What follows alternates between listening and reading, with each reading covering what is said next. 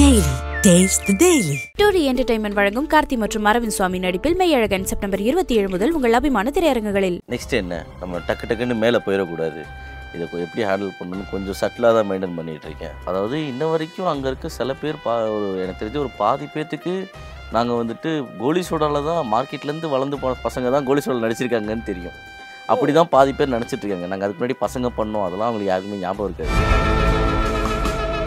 அவன் வந்துட்டு இப்போ அந்த கேரக்டர் ஒன்று ஹோல்ட் பண்ணியிருப்பான்ல, அதை விட ட்ரிபிள் த டைம் வாழவன். ஒரே ஒரு சர்க்கிள்குள்ளே இவன் நல்லவன் கேரக்டர் மட்டும்தான் அவன் பண்ணுவான், இவன் சின்ன பையன் கேரக்டர் மட்டும் தான் பண்ணுவான். பிகாஸ் அது சின்ன வயசுலேருந்து நம்ம பண்ணுறோன்றனால அடுத்த இதுக்கு வந்து போகும்போது இப்போ எங்களை அக்செப்ட் பண்ணிக்க முடியல அவங்களால. நீங்கள் ட்ரை பண்ணுவீங்களா வெளில போயிட்டு நான் இந்த படத்தில் இருக்கணும் அப்படின்னு சொல்லிட்டு நீங்களாக போயிட்டு யார்கிட்டயாவது வாய்ப்பு கேட்குறது உண்டா? ஆடிஷன்ஸ் அட்டன் பண்ணுறது உண்டா?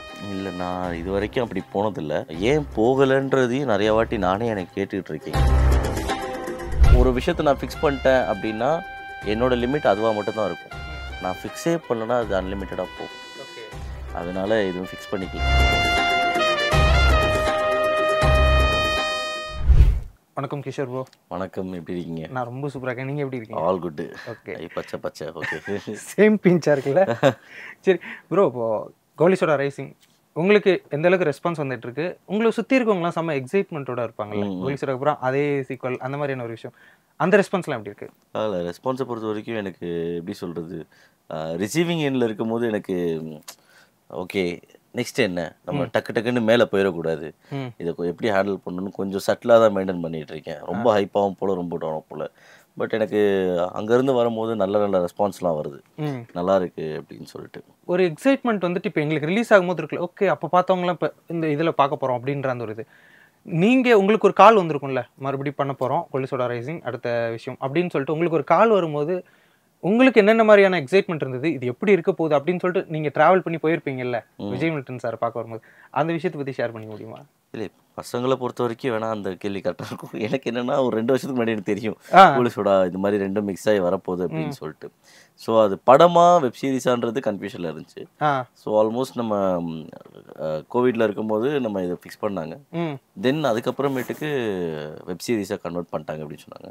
ஓகே அப்படின்னு சொல்லிட்டு அவ்வளோதான், அந்த ட்ராவல் அவ்வளோதான் இருந்துச்சு. ஓகே, அண்ட் மறுபடியும் 2 பேரும் ஒன்றா சேர்ந்து நடிக்க போகும்போது, பிகாஸ் பரதனா இருப்பார், ஸோ அவரும் இந்த சைடும் அந்த சைடும் ஒன்றா மிக்ஸ் பண்ணும்போது எப்படிலாம் இருக்க போகுதுன்ற ஒரு ஆர்வம் இருந்துச்சு. ஆமாம், அது இருந்துச்சு. இப்போ நம்ம கோலி சோடா ஒன்று நடிக்கும் போது அப்பயுமே நீங்கள் ஒரு செலிபிரிட்டி தான், பசங்களை நடிச்சிருப்பீங்க அந்த இது, பட் அதற்கப்புறம் இன்னும் நல்லா ஃபேமஸ் ஆகிருப்பீங்க, நிறைய பேருக்கு உங்களை தெரிஞ்சிருக்கும். மறுபடியும் அந்த இடத்துக்குலாம் போகும்போது அங்கே இருக்க ஆடியன்ஸ் ரெஸ்பான்ஸ் அந்த விஷயங்கள்லாம் எப்படி இருந்தது? அதாவது இன்ன வரைக்கும் அங்கே இருக்க சில பேர் எனக்கு தெரிஞ்ச ஒரு பாதி பேர்த்துக்கு நாங்கள் வந்துட்டு கோலி சோடாவில் தான் மார்க்கெட்லேருந்து வளர்ந்து போன பசங்க தான் கோலி சோடாவில் நடிச்சிருக்காங்கன்னு தெரியும். அப்படி தான் பாதி பேர் நினச்சிட்டு இருக்காங்க. நாங்கள் அதுக்கு முன்னாடி பசங்க பண்ணோம், அதெல்லாம் அவங்களுக்கு யாருக்குமே ஞாபகம் இருக்காது. கோலி சோடா மறுபடியும் ஷூட்டிங் போதா, நம்ம இதுலேருந்து போனவங்க தான்ப்பா அவனுங்க இவர் நடிச்சிட்டு இருக்காங்க அப்படின்ற மாதிரி அவங்க அப்படியே தான் ட்ராவல் பண்ணிட்டு இருந்தாங்க. அண்ட் ஷூட்டிங் நடக்கும்போது அவங்க டிஸ்டர்பன்ஸ்லாம் எதுவும் கிடையாது. நல்லா பண்ணுறாங்கப்பா அப்படின்ட்டு போயிடுவாங்க. பார்க்கும்போது அதாவது இப்போது நம்ம சொந்தக்காரவங்களை போய் பார்க்கும்போது என்ன நல்லா இருக்கீங்களா அந்த ஒரு ஃபீல்டில் தான் இருந்துச்சு. ஓகே, ஆமாம், அவங்களுமே அப்படி தான் நம்மளை ட்ரீட் பண்ணாங்க. ஒரு ஆடியன்ஸாக இந்த கோலி சோடா ரைசிங் பார்க்கும்போது உங்களுக்கு எந்த அளவுக்கு என்னென்ன விஷயங்கள்லாம் ரொம்ப எக்ஸைட்டடாக இருக்குது, இந்த விஷயங்கள்லாம் ரொம்ப சூப்பராக இருக்குல்ல அப்படின்ற மாதிரி உங்களுக்கு ரொம்ப பிடிச்ச விஷயங்கள் இந்த கோலி சோடா ரைசிங்கில் என்னென்ன? முன்னாடி கோலி சோடா பார்க்கும்போது இந்த பசங்களை சுற்றி மிச்ச கதை அதே மாதிரி தான் இருக்கும். ரைசிங்கை பார்க்கும்போது எனக்கு புது கேரக்டர்ஸ் உள்ளே வராங்கல்ல, ஸோ அதில் வந்துட்டு நமக்கு முக்கால்வாசி எல்லாத்தோடையும் காம்பினேஷன் ஷாட்ஸ் இருக்கும். கோலி சோடாவில் என்ன நடக்குதுன்னு தெரியும், ஸோ பார்க்கும்போதே தெரிஞ்சிடும்.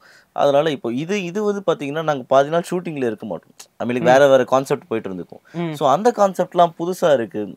நம்ம நடித்த படத்தில் நமக்கே தெரியாத ஒரு புது விஷயம் இருக்கும்போது எப்படி நமக்கு ஃபீல் ஆகும், அந்த மாதிரி ஃபீல் ஆச்சு. ஸோ நல்லா எங்கேஜிங்காக போகுது, அந்த பாட்டும் எங்கேஜிங்காக போகுது, இந்த பாட்டும் எங்கேஜிங்காக போகுது, இது எங்கே போய் கிளாஷ் ஆக போகுதுன்ற மாதிரி தெரிஞ்சு. ஓகே, இப்போது அந்த குட்டி பையன் ப்ரோ ரொம்ப அழகாக பண்ணியிருந்தாரு.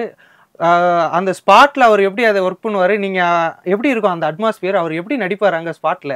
அவன் வந்துட்டு இப்போ அந்த கேரக்டர் ஒன்று ஹோல்ட் பண்ணியிருப்பான்ல, அதை விட ட்ரிபிள் த டைம் வாழவன். பயங்கர சுட்டி. அவன் பாட்டுக்கு வந்தான்னா பேசிக்கிட்டு கலாச்சிக்கிட்டு அவன் பாட்டுக்கு ஜாலியாக இருப்பான். ம். அவனை பிடிச்சி உட்கார வைக்கிறது தான் கஷ்டம். ஆ. எங்களுக்கு எப்படி ஆச்சுன்னா, நாங்கள் பசங்க பண்ணும்போது புஜ்ஜிமான்ற ஒரு சின்ன பையன் இருப்பான். ஆமா. அவனை எப்படி ஹேண்டில் பண்ணோமோ அதே மாதிரி இவனை ஹேண்டில் பண்ண வேண்டியதாக இருந்துச்சு. இவன் கூட ஜாலியாக சகஜமாக அவன் டப்புன்னு வாடா போடான்னுவான், ஏய் சரிடா நீ போடா அப்படின்னுவோம். ஸோ இந்த மாதிரி அவன் கூட ஜாலியாக மிங்கிள் ஆகி அதுக்கப்புறம் வந்து உட்கார வைக்கும்போது அண்ணா என்னண்ணா ஷூட்டிங் முடிச்சோடனே அந்த ஷார்ட்டு முடிச்சோடனே டேய் இதே மாதிரி ஃபுல்லாக இருறா, ஷூட்டிங்கில் இருக்கும்போது மட்டும் தான் மரியாதை கிரியாதெல்லாம் இருக்குது அப்படின்ற மாதிரி அவங்க கூட ஜாலியாக பேசிகிட்டு இருப்போம். ஓகே, உங்களுக்கு ஒரு favourite character in Goli Soda ரைசிங்னா என்ன சார்? ஏன்னா வந்தது வரைக்கும் சொல்லணும்னா எனக்கு ஃபேவரட் கேரக்டர் அந்த சின்ன பையன் கேரக்டர் எனக்கு ரொம்ப பிடிச்சிருந்துச்சு. ஓகே, அந்த கேரக்டரில் ஒரு என்ன சொல்கிறது இன்னோசென்ஸ், குழந்தைங்கனாவே இன்னோசென்ஸ் தான், அவன் இன்னும் அந்த இன்னோசென்ஸை ஹோல்ட் பண்ணியிருப்பான். ஒரு அடல்ட்டாக வந்து நடிக்க வர்றாங்க அப்படின்னா அவங்க ஆல்ரெடி ஒரு இமேஜாக தெரிய மாட்டாங்க, ஃப்ரெஷ்ஷாகவே இருப்பாங்க. பட் உங்களெல்லாம் பார்க்கும்போது எங்களுக்கு வந்துட்டு நாங்கள் பசங்களை பார்த்துருக்கோம், நிறைய வந்துட்டு அந்த குட்டி பையன் கேரக்டர் பண்ணும்போது அடல்ட் அப்படின்னு பார்க்கும்போது இதில் அவர் சின்னவராக பண்ணார்ல அவர் தானே அப்படின்ற அந்த ஒரு இமேஜுக்குள்ளே எல்லா ஆடியன்ஸுக்குமே அது போகும்ல. அது உங்களுக்கு எப்படி இருக்கும்? ஒரு ஆக்டராக உங்களுக்கு அது எப்படி இருக்கும்? இல்லை அந்த இமேஜை உடைக்கணும்னு தான் நாங்கள் ஒரு படமும் பண்ணுறோம். பிகாஸ் அது சின்ன வயசுலேருந்து நம்ம பண்ணுறோன்றனால அடுத்த இதுக்கு வந்து போகும்போது இப்போ எங்களை அக்செப்ட் பண்ணிக்க முடியல அவங்களால. இப்போ நான் இப்போ இருக்கிற லுக்கோடு நான் இப்போ கோலி சோடாவில் பண்ணிதுன்னா ரொம்ப மாறுபட்ட மாதிரி ஒரு விஷயமா இருந்திருக்கும். என்னடா திடீர்னு இப்படி தான் இருந்தானுங்க திடீர்னு இப்படி இருக்கானுங்க அப்படின்ற ஒரு அவங்களாலே கனெக்ட் ஆக முடியாது, அந்த ஃப்ரேமோடு அவங்களால கனெக்ட் ஆக முடியாது. ஸோ அதுக்காக கொஞ்சம் ட்ரிம் பண்ணி இன்னும் வயசை குறைச்ச மாதிரி கொஞ்சம் காட்டிக்கிட்டு ஸோ அந்த மாதிரி போகும்போது ஓகே ஸ்டெப் பை ஸ்டெப்பாக போகணும் அப்படின்றதுக்கு. பட் ஆனால் every movie we are trying to break that இது. ஏன்னா நெக்ஸ்ட்டு ஒரு கெரியர் பேஸில் நம்ம ஒரு கெரியர்னு ஒன்று நம்ம ஃபார்ம் பண்ணணும், நம்மளே ஒன்று க்ரியேட் பண்ணணும் அப்படின்னா இந்த விஷயங்கள்லாம் உடைச்சாதான் உண்டு. I can be in my comfort zone. கண்டிப்பாக. இப்போ ஒரு ஆக்டராக அது ஒரு சில விஷயங்கள் இருக்கும்ல, இப்போ நம்மளே வந்து சின்ன வயசில் ஒரு விஷயங்கள் பண்ணுவோம், ஒரு சில விஷயங்கள் பண்ணுவோம், நம்மளோட ஒரு ஆக்டிங் ஸ்கில் ஒரு லெவலுக்கு இருக்கும், அது அடுத்தடுத்த கட்டத்தில் அது வளர்ந்துக்கிட்டு போகும். அப்படிங்கும்போது உங்களுக்கு அந்த சேஞ்சஸ்லாம் எப்படிலாம் வந்திருக்கு உங்களுக்குள்ள அப்படின்னு நீங்கள் நினைக்கிறீங்க? நான் இப்போது ஒரு 3 years பேக் வந்துட்டு 3 to 2 years to 3 years அந்த ஒரு தெலுங்கு படம் ஒன்று பண்ணேன். ஸோ அதுக்கு முன்னாடி வரைக்கும் நான் பண்ண படங்கள்லாம் பார்த்தீங்கன்னா கிஷோரோட கேரக்டர் இன்னொரு கேரக்டருக்குள்ளே நடித்தா எப்படி இருக்குமோ அதே மாதிரி தான் இருக்கும். சேஃபார் நான் வந்துட்டு ஒரு கொய்யா விற்கிற பையனாக இருக்கட்டும், இல்லை நான் ஒரு மெக்கானிக்காக இருக்கட்டும், இல்லை நான் வந்துட்டு ஒரு வீட்டு பையனாக இருக்கட்டும், கிஷோர்லாம் அந்த கேரக்டரில் பண்ணால் அவனோட கேரக்டரைசேஷன் தான் ஒரு பாதி ரிலீஸ் ஆகும். பட் அந்த படத்தில் அந்த நான் பண்ண தெலுங்கு படத்தில் வந்துட்டு எனக்கு ஒரு புது விதமான எக்ஸ்பீரியன்ஸ் என்னென்னா, வாட் இஃப் இன்னொரு கேரக்டருக்குள்ளே கிஷோர் உள்ளே போனால் எப்படி இருக்கும். சேஃபாக இப்போ நான் வந்துட்டு ராகுல் மாதிரி நடிக்கணும்னா உங்களோட கேரக்டரைசேஷன் என்னன்னு நான் புரிஞ்சுக்கிட்டு அதுக்கப்புறம் நான் உங்களை மாதிரியே நான் இமிட்டேட் பண்ணி எனாக்ட் பண்ணணும். இப்போ இதே மாதிரி அந்த இடத்துல நானே போய் உட்காந்தேன்னா நான் எப்படி பேசுகிறேன்றது இருக்கும், ஆனால் ராகுலாக போய் உட்காந்தேன்னா நான் எப்படி பேசுகிறேன், 2 டிஃப்ரென்ஸ் இருக்குது. ஸோ நான் அந்த தெலுங்கு படம் பட்டத்துக்கு முன்னாடி வரைக்கும் எனக்கு நான் வந்துட்டு கிஷோராக தான் இருந்தேன். அதுக்கப்புறம் தான் ஒரு கேரக்டரை எப்படி டெவலப் பண்ணி அதை வந்துட்டு அதை எனாக்ட் பண்ணுறது, புதுசாக ஒரு விஷயம் கொடுக்கணும் அப்படின்ற ஒரு ப்ராசஸில் நான் இறங்கினேன். அதுவே எனக்கு எப்படி ஒரு 10, 12, 13 வருஷத்துக்கு அப்புறம் தான் அது வந்துட்டு தெரியுது. ஓகே. ஸோ இன்னமும் நிறைய விஷயங்கள் இருக்குன்ற மாதிரி எனக்கு எக்ஸைட்மெண்ட் தான் இன்க்ரீஸ் ஆகுது இந்த ஃபீல்டை பொறுத்த வரைக்கும். ஸோ இதுக்கப்புறமும் நிறையா இருக்கும். ஒரே விஷயத்தை நான் பண்ண முடியாது, சில விஷயத்தை ஆட் பண்ணால் அது எப்படி எக்ஸ்பெரிமெண்ட் பண்ணி ட்ரை பண்ணும், அதுக்கப்புறம் தான் என்னால் ஃபிக்ஸே பண்ண முடியும் அந்த மாதிரி விஷயங்கள். ஓகே, உங்களுக்கு எப்படி அந்த இமேஜ் ஒன்று செட் ஆயிருக்கும்? இன்னொரு இமேஜ் என்னென்னா கிஷோர் அப்படிங்கிறவர் வந்து ரொம்ப ரொம்ப நல்லவர், ரொம்ப அவர் ஒரு டெசிஷன் எடுத்தால் கரெக்டாக இருக்கும். அதான் இப்போ அது கோலி சோடாவில் அப்படி தான் உங்களோட கேரக்டர் இருக்கும். இப்போ அன்புக்கரசு ஐஏஎஸ் அப்படின்னா அதான் நல்லா படிக்கிறவர், எல்லாமே ஒரு பாசிட்டிவான ஒரு விஷயம் உங்களை பற்றி அப்படி செட் ஆயிருக்கு. நாளைக்கு நீங்கள் வேறு ஏதாவது கம்ப்ளீட் கான்ட்ராஸ்ட் கேரக்டர் பண்ணாலுமே எங்களால் வந்துட்டு டக்குன்னு அக்செப்ட் பண்ணிக்க முடியாது. அந்த விஷயத்தை நீங்கள் எப்படி பார்க்குறீங்க? அதுதான் சொல்கிறேன். அது எப்படின்னா இப்போ நீங்கள் அதை சொல்கிறீங்க, நான் அக்செப்ட் பண்ணிப்பேன்னா அது எனக்கு தெரியல, நான் அக்செப்ட் பண்ணிக்க முடியாது. ஏன்னா என்ன சொல்கிறது, நான் டிசிஷன் எடுத்தால் கரெக்டாக இருக்கும் அப்படின்னு நானே நினச்சிக்கிட்டேன்னா நான் என்ன இருப்போம், வேற எங்கேயாவது இருப்பேன். நான் கண்டிப்பாக இன்னொரு பிகர் பொசிஷன் பெட்டர் பொசிஷனில் இருப்பேன். நான் சில டிசிஷன் தப்பாக போயிருக்கு, சில டிசிஷன் இதாக போயிருக்கு, அது யூஷுவல் மனிதர்களோட இயல்பு அது. ஸோ அதனால் நீங்கள் சொல்லும் போது தான் எனக்கு இது மாதிரிலாம் யோசிக்கிறாங்களா அப்படின்ற மாதிரி தான் தோணுது.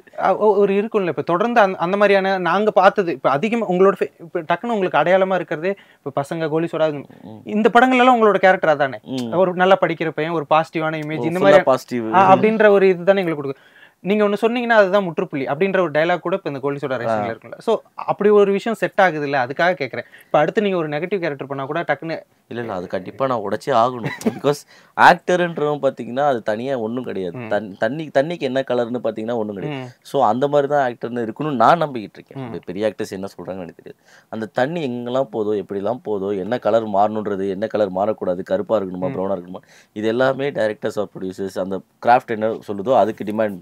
So we actor should be like a water. இதுதான் நான் மைண்டில் வச்சுக்கிறது. Any character I will do, அதை கண்டிப்பாக உடைக்கணும். இப்போ நீங்கள் சொன்ன அந்த பாயிண்ட்டை அடுத்து உடைக்கிறதுக்கு என்ன ட்ரை பண்ணணும், வேறு ஏதாவது புதுசாக ட்ரை பண்ணணும், சரி ட்ரை பண்ணுவோம் அப்படின்னு தான் என் மைண்டு போகுது.